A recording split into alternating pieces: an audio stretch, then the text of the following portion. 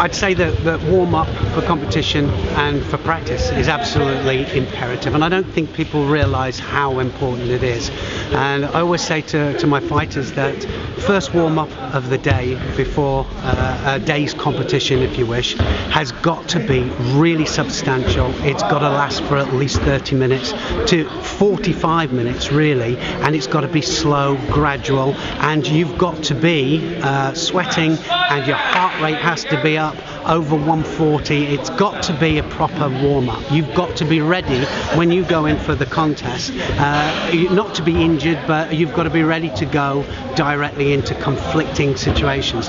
And I think that a lot of people, because of nerves, they sit down and they wait 5 minutes before. They haven't really got a proper partner to warm up with, and so it's one of the reasons we've got the training aids, we've got the Uchikomi bands, and they are there for a reason. We can at any time just pick up the Uchikomi bands and we can work with the Uchikomi bands in order to get the movement and in order to get the heart rate up, because when we're going left and right and it's with movement as well, the heart rate soon goes up, and it prevents injury as well. And I think that's what a lot of people got to realise.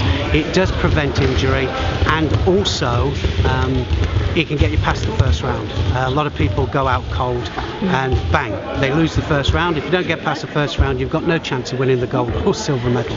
So got to get past the first round. That means you've got to go in there as if you've already had a fight, and then you go in there with a chance of progressing to the next round. I think obviously it depends. Rest time depends on how fit you are. Certainly some of the top people should be able to recover within a 5-minute period. I mean, that's the minimum that you're going to need to actually recover to go in for the next contest. It's a lot longer when it's at the beginning of the day and you've got to go all the way through the pools and then back out to you. Sometimes it can be 2 hours from one fight to the second fight. By the time you get up to quarterfinals, semi-finals, you've got 5 or 10 minutes in between. So your body condition has to be able to carry that.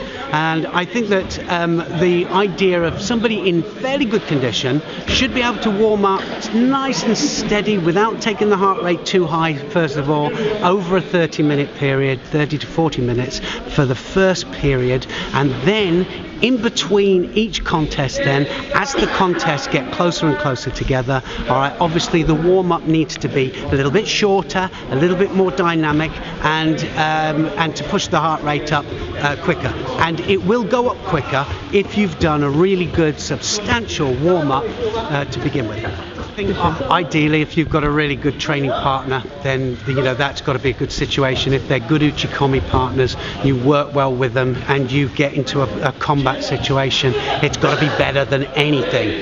But if you haven't got that situation, and quite often you get teams that are going abroad and they haven't got anybody within your weight category for you to warm up with, then the bands are ideal. You could just take the bands with you, you wrap them around a pole, and you just away you go. You've got judo movement. Or even your coach. Your coach can hold your bands. A lot of the time the coach isn't conditioned to do a proper full-out warm-up with you. So he can hold the bands, and then you can start. And you can start with the kazushi, you can start with the pulling action, then you can get the head going, and then you get the hands, the feet, and the body going at the same time.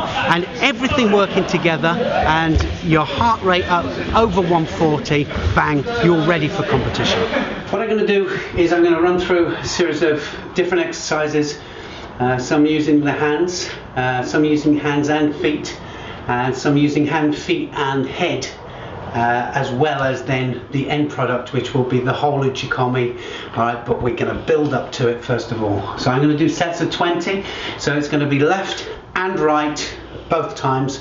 I'm going to switch the hand movement sometimes on the actual handles in order to get the right movement. Okay, so we're just going to start off with triceps, set of 20, just to get the arms going.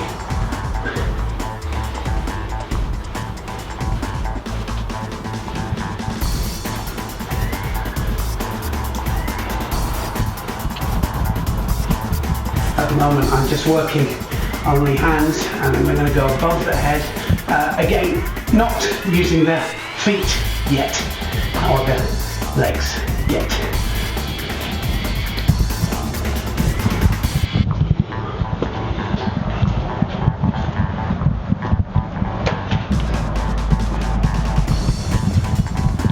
So now we're going to use the legs as well. And it's also very important that we keep the tension in the elastics all the time. The important thing on this particular one is that we're using the hands and the feet at the same time. And that's what a lot of people don't realize, is that's where the power comes from, is by using the hands and the feet at the same time. So now we're going to do left and right turn, and we're just going to get side movement. And so we change the feet this time, and we're just going to get the head following the hand, almost as if I'm looking at that wristwatch on my wrist here, and the head's going to follow it at the same time, and the body's starting to come in to operation now as well. But of course, whatever we do on the left or we do on the right, we have to do on the other side. I'm going to swap the hands, and we're not using the direction hand yet, only the kazushi, the pulling hand.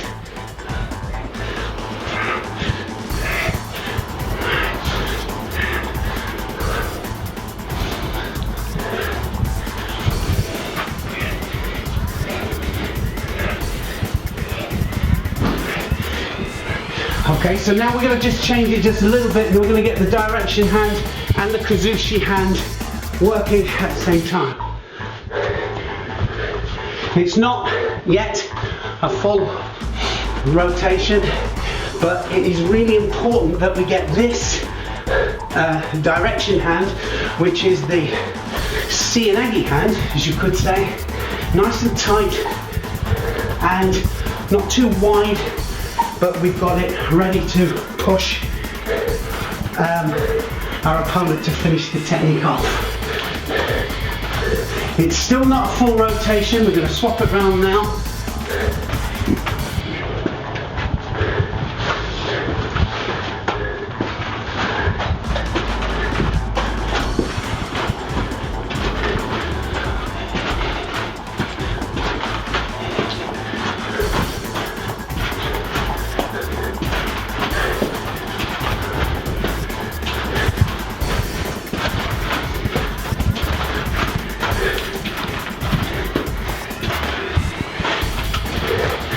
So now we're going to go to the full uchikomi, and this means full rotation.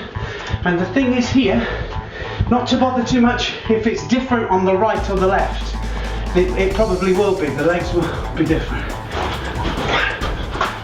But really important that it's a full rotation round, and that the pulling hand this time rotates, and also the direction hand is nice and tight to the body, ready to explode forward in order to finish the technique off. I'm going to go on the other side, and I'm going to just swap the hand.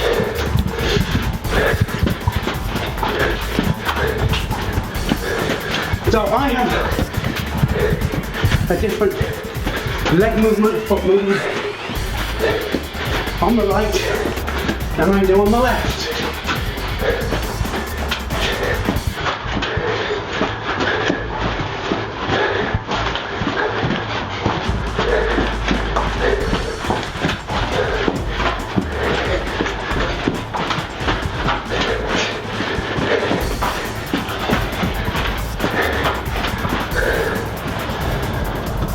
So again now, just pulling, you see the heart rate's up, and if we really wanted to get complicated, we could then start to go first on the left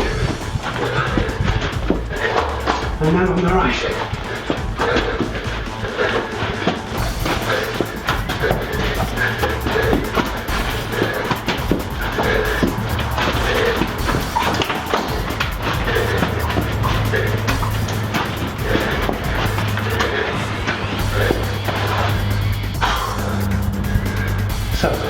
coming to warm up, probably done about 6-7 minutes. Heart rate's well up, and I'm ready to go in for the contest.